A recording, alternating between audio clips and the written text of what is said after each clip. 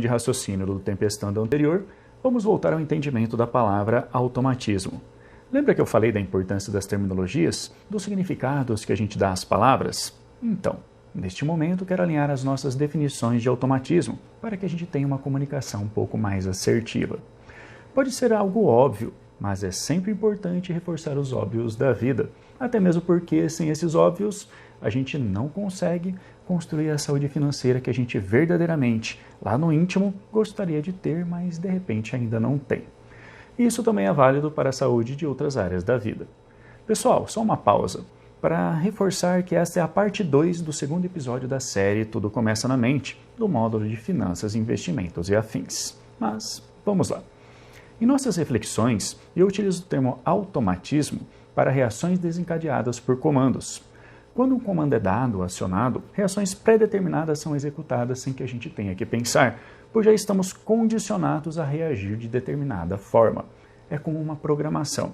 Estamos programados para reagir de determinada forma frente a determinados comandos, gatilhos, acontecimentos. Neste ponto específico, não estamos exercendo o nosso livre-arbítrio, o nosso poder de escolha. Simplesmente estamos reagindo de uma forma programada. Em outras palavras, a gente se condiciona a reagir de determinada maneira. Perceba que eu estou usando o termo reagir no sentido de reatividade. Sua reatividade perante os acontecimentos, a forma de lidar com eles. Isso envolve inteligência emocional, que é um dos grandes pilares do pensamento crítico. Mas, frente a essa questão da programação, a pergunta importante que a gente deve fazer a nós mesmos com humildade é: você exerceu o seu livre-arbítrio ao determinar essa programação? Essa programação foi conscientemente de sua escolha? Foi instalada por você ou instalaram em você? Ou você não sabe por que reage de determinada forma frente a diferentes coisas que acontecem no seu dia a dia? Ou sequer enxerga que você pode estar tendo reações automáticas que te fazem mal? Automatismos maléficos que inclusive podem estar te fazendo negar e até achar besteira tudo que foi dito até agora. Achar que não precisa disso, que não tem nada a ver. Mas enfim, para finalizar, um exemplo prático. Vou só mostrar 2 livros básicos e essenciais para a nossa saúde financeira.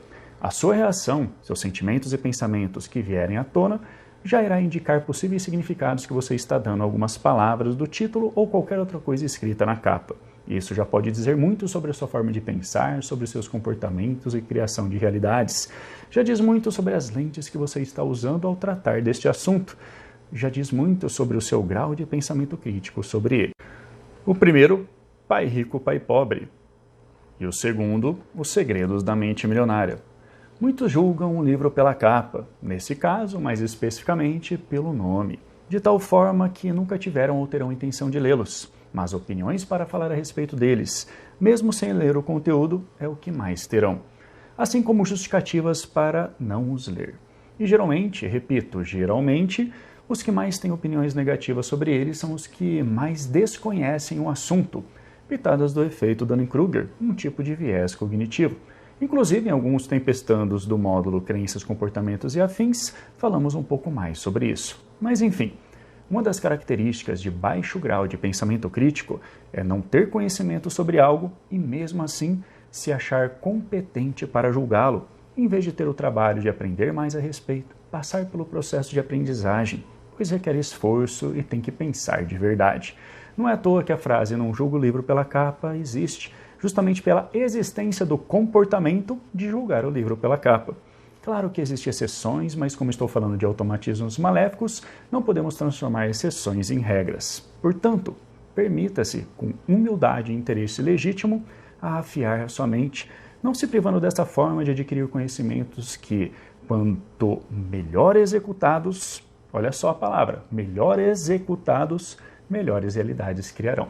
Boas reflexões e espero que bons estudos e aprendizagens. Até mais!